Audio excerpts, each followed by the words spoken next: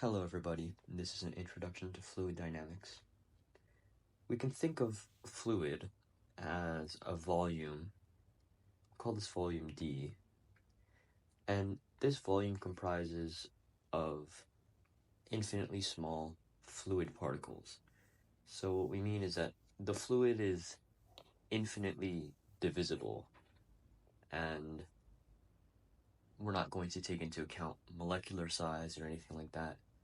We can just treat like an infinite amount of little particles in here, and it's a good assumption to make at this moment. Let's take the position, we're going to denote the position of a particle in D to be x, and that's a function of time. We're also going to define the time derivative of x, which is the spatial velocity,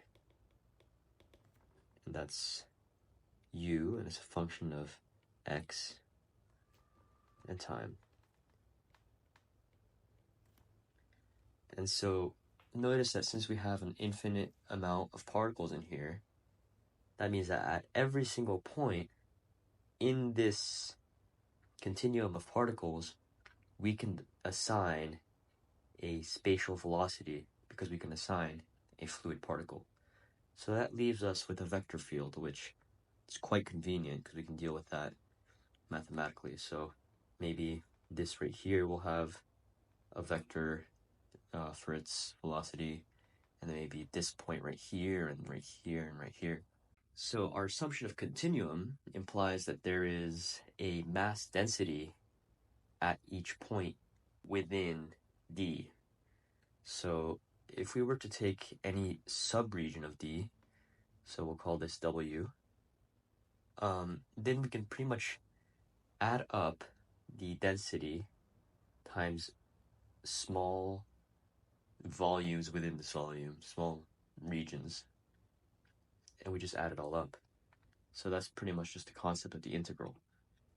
We define mass to be a function of W in time. So what are we taking the mass of? We're taking the mass of W. Well, rather the mass enclosed by W. And we say that that's the integral over that volume of the density, which is a function of position and time, with respect to volume.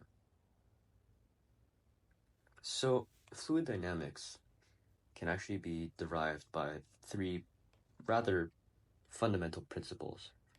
So first we have the conservation of mass. Second, conservation of energy. And third, F equals ma. We all love a little bit of Newton's second law. So first, let's think of conservation of mass. Well, if we were to take this right here, this mass, let's take the time derivative of that. So let's see how mass changes with time. That's just the time derivative of the integral that we defined. And notice how we're taking the derivative with respect to t, but this integral is with respect to v. So what we do in this case is we just bring the derivative into the inside. So we say it's the partial derivative of density with respect to time, and we're taking the integral of that with respect to volume.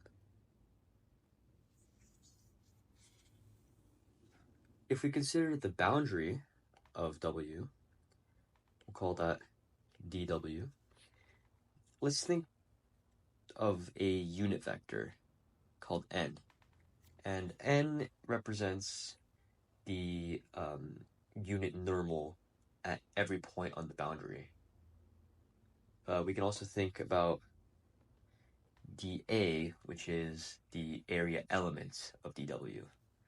The rate of volume flow across the boundary per unit area is going to be the velocity and the dot product of that with the normal. So, of course, if the velocity is orthogonal, then we're not going to get any fluid flow through there. We kind of need to add that over the entire boundary, right? So first let's talk about the divergence theorem.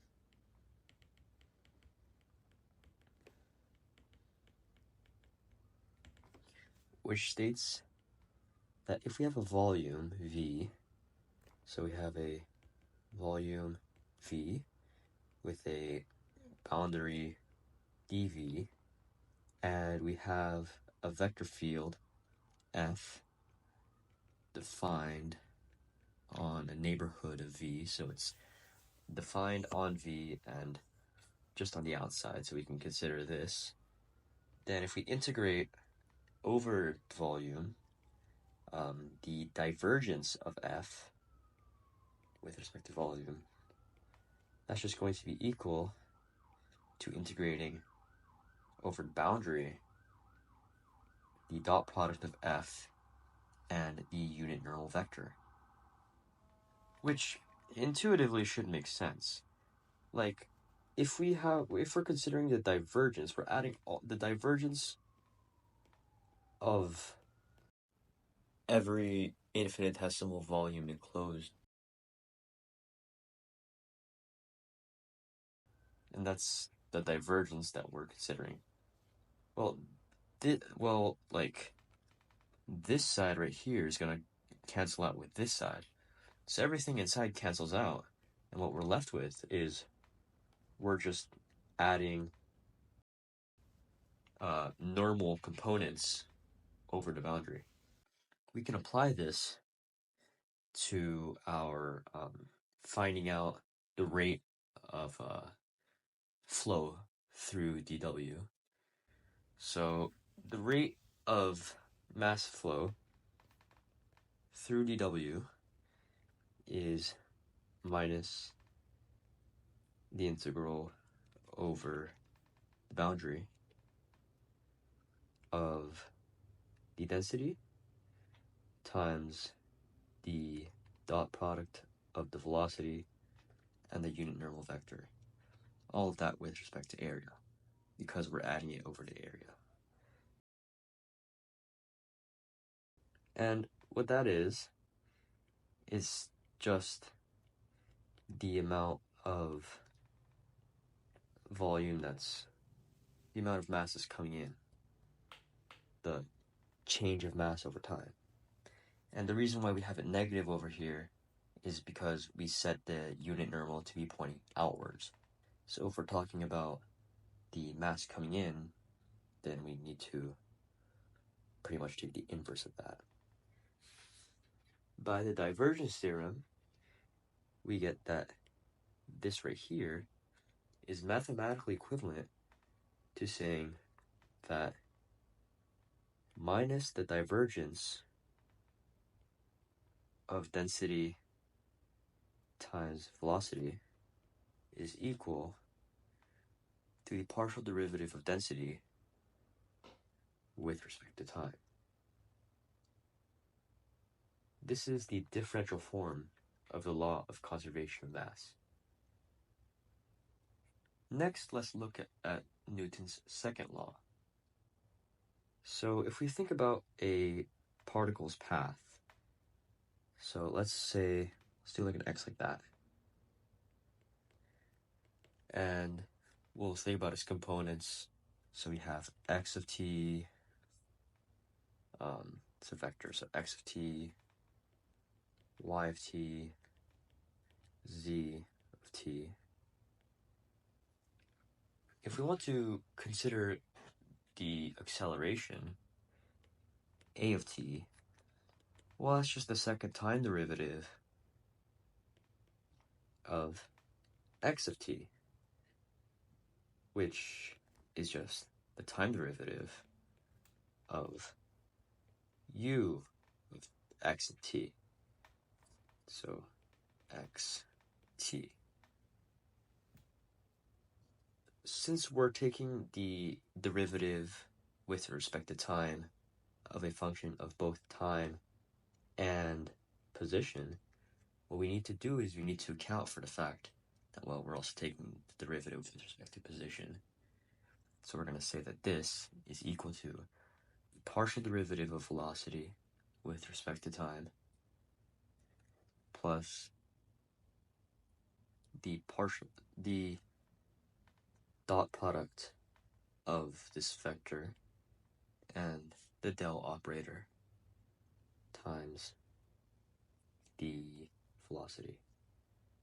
So what we're saying here, right here, u dot del is equal to x prime d over dx plus y prime d over dx plus z prime d over dx. D over dz, sorry. That should be d over dy. So when we do u dot del u, we should get x prime du over dx plus y prime du over dy plus z prime du over dz. And notice that here we're taking into account that the fluid is moving, that velocity is indeed a function of position. And we actually define this operator right here. We call this the material derivative. And we denote that by capital D over dt. And this is similar to like taking the derivative with respect to time, the total derivative with respect to time, except that we're accounting for the fact that the fluid is moving. So this operator is d over dt plus the velocity times the del operator. So for example, if you wanted to take the rho over dt, we would get partial rho partial t plus u dot del times rho. That's about it for now.